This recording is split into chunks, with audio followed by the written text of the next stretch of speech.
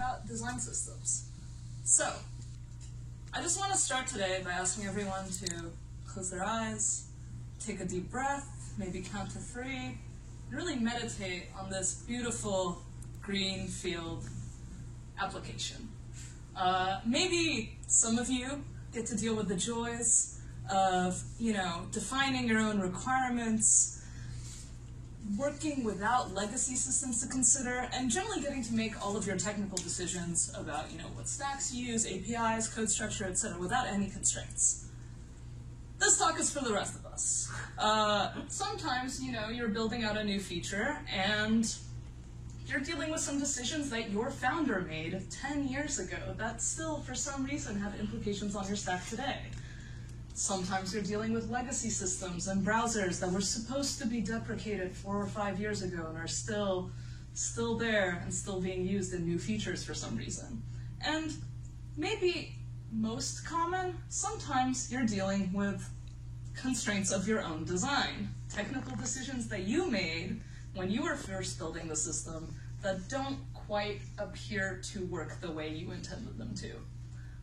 So I'm here to talk a little bit about the journey of Airbnb's design system implementation for the web.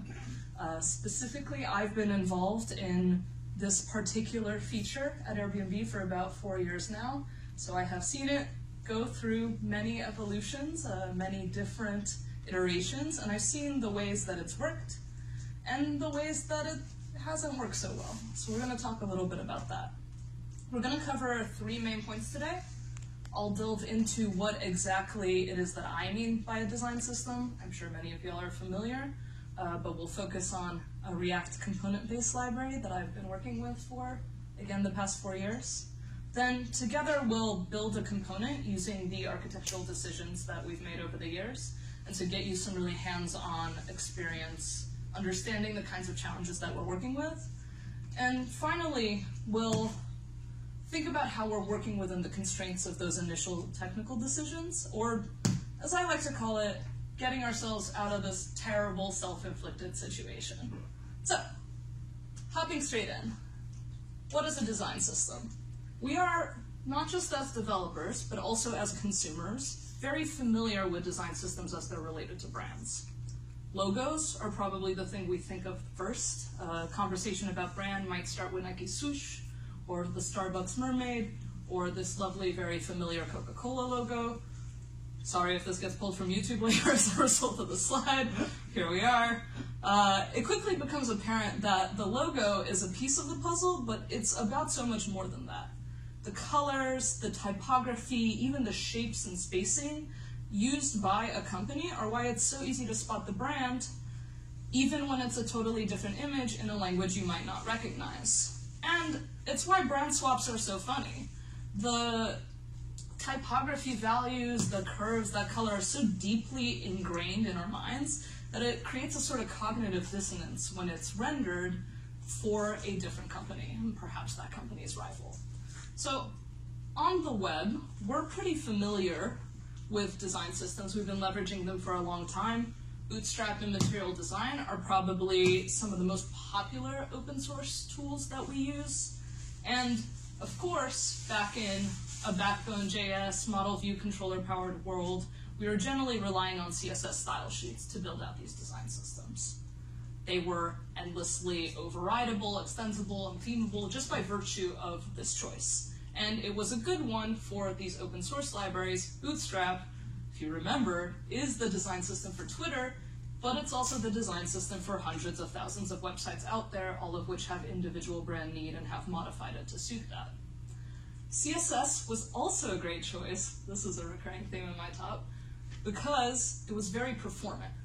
Browsers are optimized to render CSS style sheets in a way that they have not yet caught up to JavaScript. And so that was a pretty good choice for the time. Now, as React took off, our personal favorite library, we started thinking more about components and how they could be used in design systems.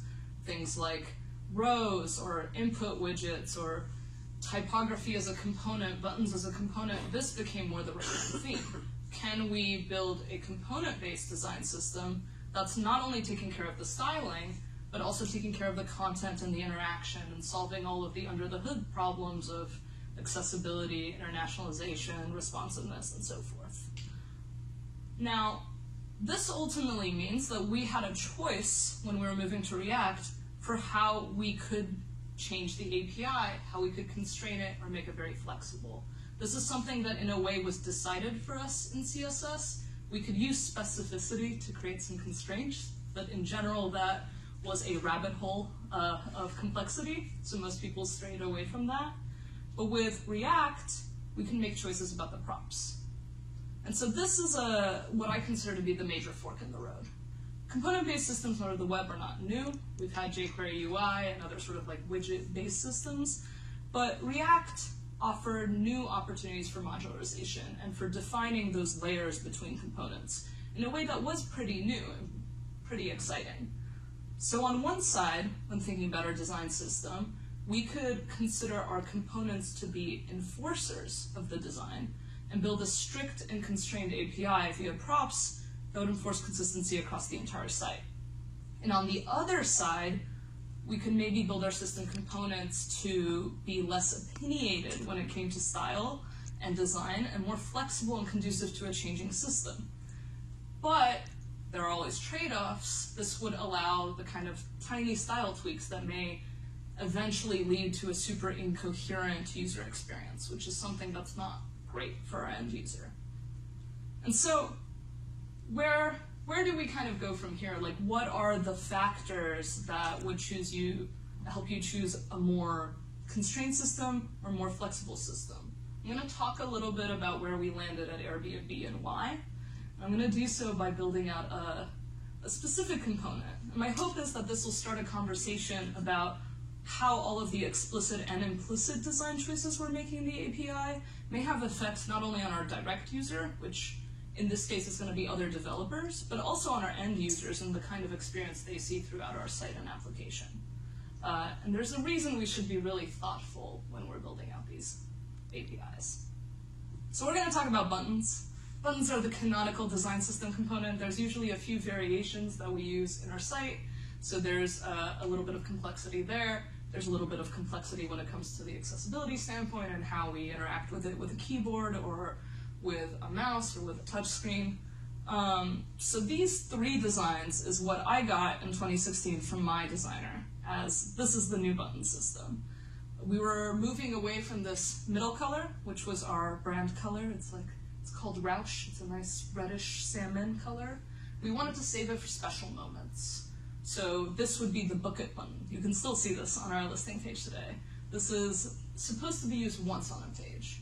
And then this teal color was going to be the primary interactive color for Airbnb. So this is our default button, and then we'd have a secondary outline button that kind of cancellation flows or that second action on the screen. So digging into the code, this is incredibly simplified, but obviously we'd want to render some sort of text on the button as well as have the user be able to add an interaction handler. Very simple, but the real question here is, how do we style it? And that's the question that really decides the constraints of our system. And so for us, we had decided at that time that we were going to move away from CSS style sheets into more a classic CSS and JavaScript approach, which begged the question then, and also now, why? Well, there were a number of reasons. So for the first, having styles, DOM structure, and component logic in one place is actually hugely beneficial. It reduces complexity of the app, it's easy to find everything, it prevents users from importing your styles into different components. Everything's very all-inclusive, if you will. And what's more, we were moving to Webpack at this time. Tree shaking was kind of a new thing. And what tree shaking would allow us to do with our CSS styles, if they were written in JavaScript, would be to get rid of them if they weren't being used. This is something that had been a huge problem for us historically in our Ruby on Rails app, because while we could remove full style sheets if they weren't being used, we could probably figure that out, we had a hard time knowing whether particular class definitions were actually being used on the page. And so what ended up happening is we were shipping a ton more CSS than we actually needed. and that was a performance concern at the time. By coupling our styles with our components, if that component's not on the page, the styles don't need to be either. That was the theory. There's a developer experience boon to having styles written in JavaScript. You can do calculations, you can do functions, you can do loops, all sorts of things that aren't really prevalent in CSS or even in some of the CSS plugins. It's tricky and a bit weird to use in Sass or PostCSS or something like that. And then finally, this is probably the biggest assumption we made and the biggest requirement we defined here. Complexity is reduced in your application, I still believe this is true, by preventing style overrides. If you are using classes and style definitions, CSS allows you to override that, and it's very easy to do so, and that can get out of control very quickly. If you create a strict API that does not allow external access to your component styles, you always know what that component is going to look like in any context. And that's very important for things like visual regression testing, sandbox environments, and so forth. You can have confidence making changes to your design system components that they won't be used in an unexpected way. From that statement, you may think that on the spectrum going from constrained to flexible, we landed somewhere on the very constrained side of things. We thought that the best approach to building our particular design system at the time was focus on reducing complexity and restricting what the developer could do with our components. So the way we enabled that is we built an actually open source library called React with Styles, which the main export was this hierarchical order component called with styles. And so the way this would work was basically you could define classes, CSS class definitions at build time, that you could then apply to your DOM components at runtime in the render call. So in this case, we would have a default primary and secondary button definition for those designs we got at the beginning of the section that we could fill out with standard CSS stuff. This is again simplified. We have some theme objects that we would use for all of these duplicated hex values and so forth. And then in the render call, the HOC would inject the CSS method as well as the styles object that you could access, and you could apply it directly to a DOM node. Important to reiterate here, these are not accessible to people rendering the component. These two props are injected by the HOC, so there's no ability to add to this styles object outside of the context of the component. Now, this is pretty standard, but it doesn't really show how we would apply those variations. And the way that we would build those variations, that's how we really define the constrained API. And our approach was to use Boolean props. And in some cases, if there was more than maybe 5 variations, we'd have an enum that could apply the values. But the idea is that there's a limited set of variations here, and we'll surface them all as props.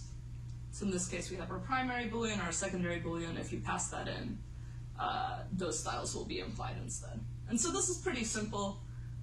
It's easy to find all of the possible variants of the component. There are a lot of benefits. So again, components are all inclusive. This improves discoverability. If I want to know what buttons are available to me as a developer, I go to the button component, I look at the props table, there we are, that's it. And this is useful in a somewhat chaotic system where there's thousands of components everywhere. What's more, consistency is literally enforced. If you try to pass something weird to this component, it will fail a test, it will error out in the browser, it won't render anything that you expect. So if you are using all of the design system components that we built, end to end, your feature looks really solid, really like Airbnb, super consistent. And again, going back to this point, those tightly coupled styles and DOM structure, it reduces complexity in the app because you know that if you change that component, you can see the changes live. Like, you don't have to consider all of the possible weird use cases that it might be affecting.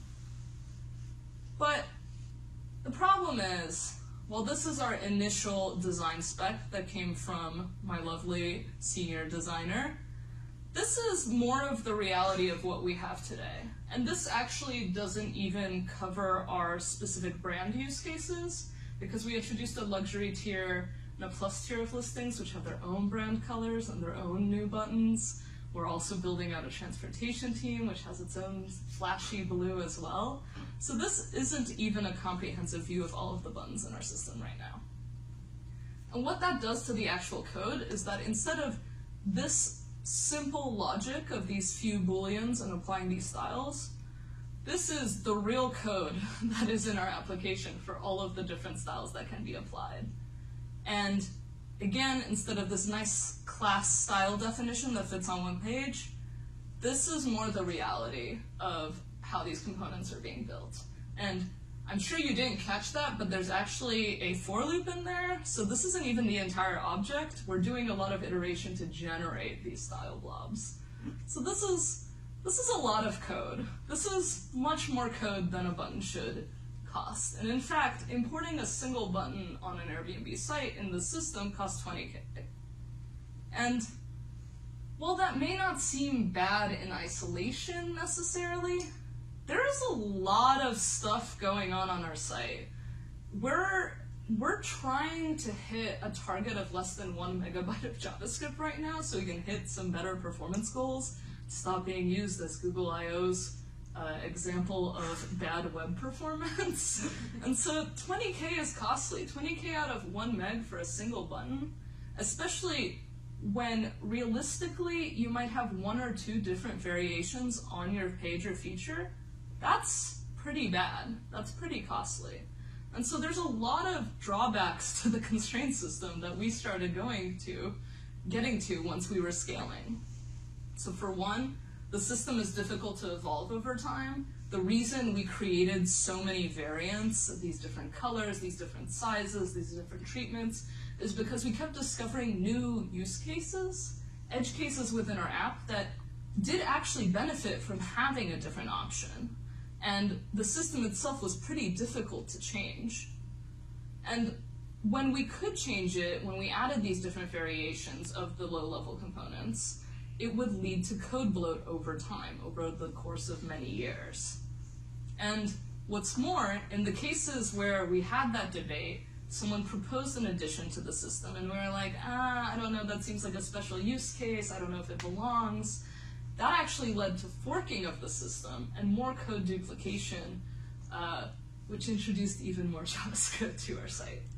Now, the worst thing about this last point as well is the whole point of a design system is you're trying to solve the hard problems once. You're trying to prevent product engineers from having to constantly reinvent the wheel when it comes to accessibility, internationalization, responsiveness, and so forth. And if they are forking the code, there's a high probability that they will miss one of those things, leading to an overall reduction of quality in your site. And so that's bad on 2 fronts. You're not only getting the performance hit from code duplication, you're also getting the quality hit, because it's not the job of a product engineer to solve all of these problems. So at this point, I'm going to talk a little bit about what our far future is, given all of these problems that we found with the initial implementation. This isn't the focus on the talk, but I will actually be talking about this with one of my team members at ReactConf later this year. But it's good to kind of see where the future is. We landed on the constrained side of the spectrum. And we learned that for us, constrained actually kind of means unusable, which we probably could have anticipated at the time. But what's more is it introduced a ton of code bloat, which is something that I think was a bit unexpected for the way we were building things. And so what we want to do is move way more to the completely opposite end of the spectrum and have a flexible system that is, by default, more flexible than design. We want design to be the enforcers of our design system and have engineering build whatever they're being given. And what's more, this opportunity to be more flexible also gives us a chance to be much more performant. And so the basic idea is that instead of having this one singular component with Boolean or enum props listed on it ad nauseum, we want to transition to a system that has a base component with all of the functionality involved there, solving all of the problems once, no tie to styles. And then we want to surface individual components that are variants of that base. And so in this case, we want tons of tiny components. And when we look at the cost of this, instead of the 20K that this initial approach gives us, the base button is 5K. And what's more, each of these individual variants only adds like maximally 1 kilobyte to that. And since you're probably not using all 20 to 100 variations of our base button component on your individual site, the cost is almost 50% less maximally. And that's pretty good. And the added benefit here is that if you have a super special Snowflake use case and one that really makes sense, in your part of the site you absolutely need a new brand color, different size, square button, whatever, very easy to build that, and very easy to build that cheaply. And so this is the future that we're working for. This is obviously a re-architecture of the entire system, and something that requires staffing and probably at least a year to do to get the base system of about 150 components onto this. But this is the future that we're aiming for. In the interim, in our constrained world where we have an existing system that people are using, but is not quite what they need, and it's going to be a long time until we can do it really right, we need something in between. We're at constrained, we want to go to flexible, but we need something in the middle as a stopgap. And that's what this section is about. So thinking about the requirements for this solution, the biggest thing is that we want no significant changes to the existing API. We don't want our product engineers, our customers, to do a ton of work to get the new stuff. We also don't want to do a ton of work. As much as possible, this effort should be scriptable, code moddable, something strictly additive. This was also a requirement we determined at the time. I still believe that opening up inline styles or a class name to a consumer does add an immeasurable amount of complexity to the app.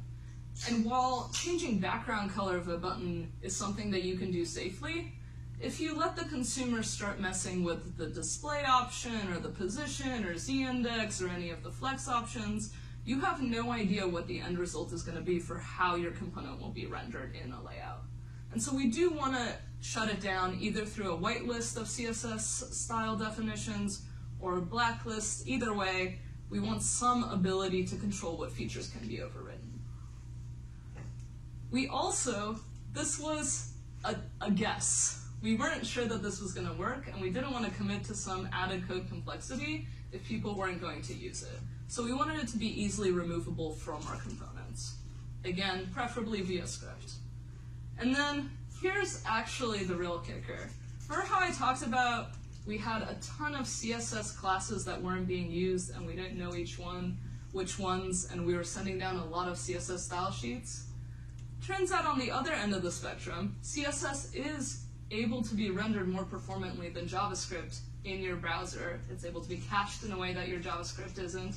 And when you start having thousands of components all shipping their individual styles in JavaScript, you're adding a lot of weight.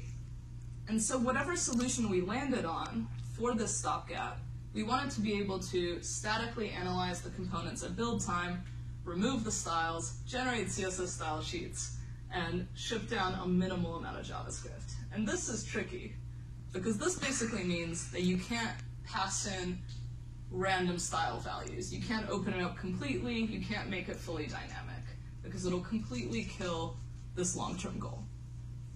So, what we ended up exploring as an option was CSS variables. This is something that was new to me at the time. It may not be new to you. It's a pretty modern pattern in CSS. It's very cool.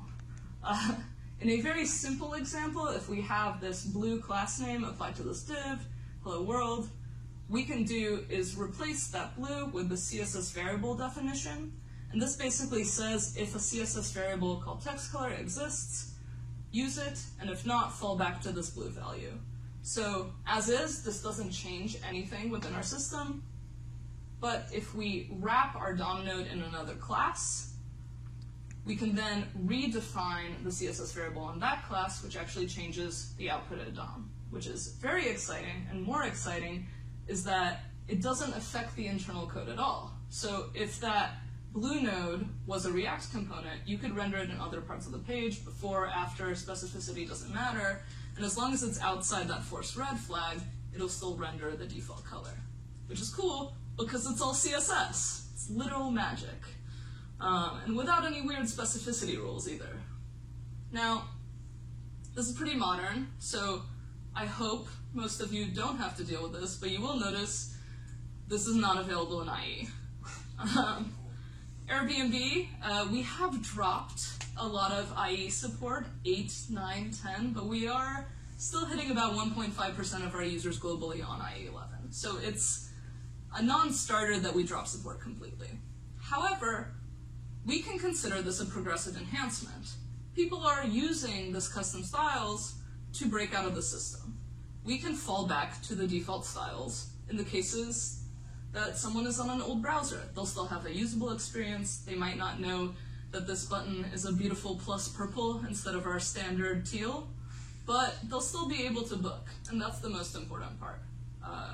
We've been moving a lot toward certain flags that we set. We actually looked at everything that was using a theme variable and just automatically turn it into a CSS variable definition.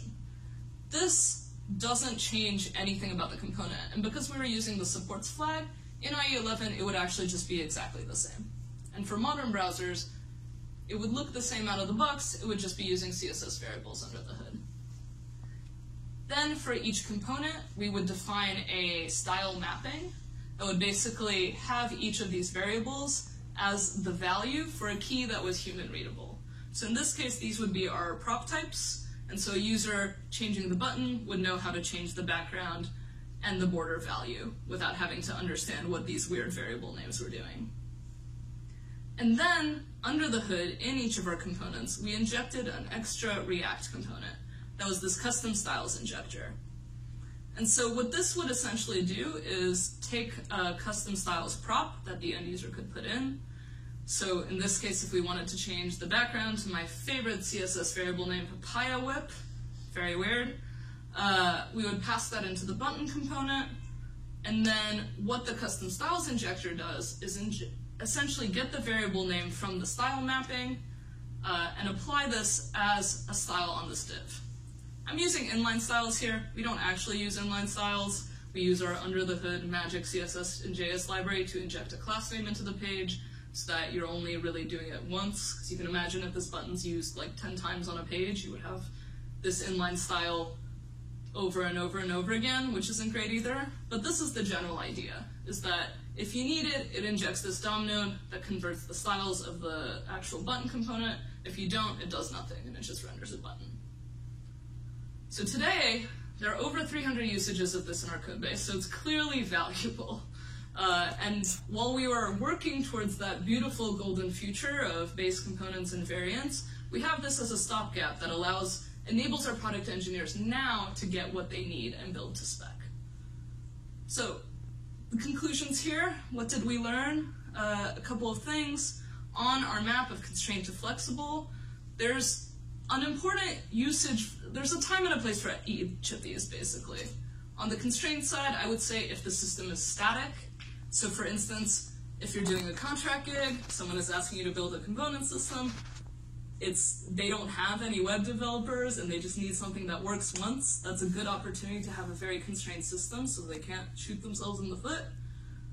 If the system is very small, if you know for sure there isn't going to be a ton of variation in the future, if you have limited design support, I can tell you some of our happiest customers of our initial build are back-end risk infrastructure engineers who are forced to build a UI for the first time in their life and have no designers and just want something that looks fine. It's a really good opportunity to build a constrained system because, again, it guides you towards the proper path. And then, finally, this is an organizational thing to consider when building your system. Engineering cannot be the only enforcers of consistency across the site. If engineering, as the last foot, is arguing about whether or not a design belongs, that's that's the bad time. Like, you want to surface that, push that to design, push that to your company's leadership, and if you can't guarantee that there will be enforcement from the top, systems should not be strict. On the flexible side, I would say if your organization is changing really rapidly, you can't predict what's going to happen. When I joined Airbnb, we were 130 engineers. We're now near 2,000. It's a very different company, and I think the goals are very different. The products changed as well. And so, in a sense, we should have known that the system itself was meant to evolve. And so, having a constrained system not only prevents your users from being able to break out of it, but it prevents you, as the design system team, from changing it easily. And that's not the trade-off you necessarily want. And if performance is a priority, I would also recommend a flexible system. You could probably do the individual component per variant approach, but if you didn't have a base component to build off of, you would still run into the same issues of code duplication in the long run. And then, finally, I think a flexible system is a really good choice for a strong design team.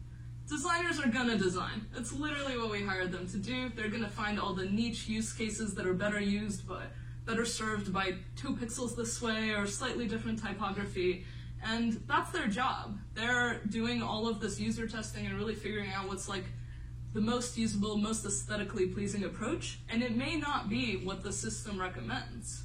And so if you have a strong design team, I would definitely recommend being flexible enough to support them. And then in the middle, kind of for those stopgap solutions, while you are getting there to the dream state, I definitely recommend exploring modern technology. CSS variables, as a progressive enhancement, even if you have to support old browsers, are really powerful. And even in this process, we were using a ton of code mods, JS CodeShift, AST trees, so forth, to be able to do it really rapidly. So modern technology is very powerful. Iterative progress is valuable. There are 300 usages of this in our code base already. Don't get too caught up in the ideal state. I think you can get small steps there, and it will make a lot of people happier during that time. And finally, something that's easy to forget for us as React developers, as JavaScript developers, we've kind of gotten to a place where we're no longer asking people about CSS in coding interviews. CSS is magic. It is so intrinsically tied to our browsers. Browsers are so much more performant in rendering CSS styles than they are anything we do in JavaScript. And so if you can do it with CSS, you probably want to be honest, or you should at least explore the opportunity. And that's it for me. Thank you. That is both my Twitter handle and my GitHub handle. Thanks, Al.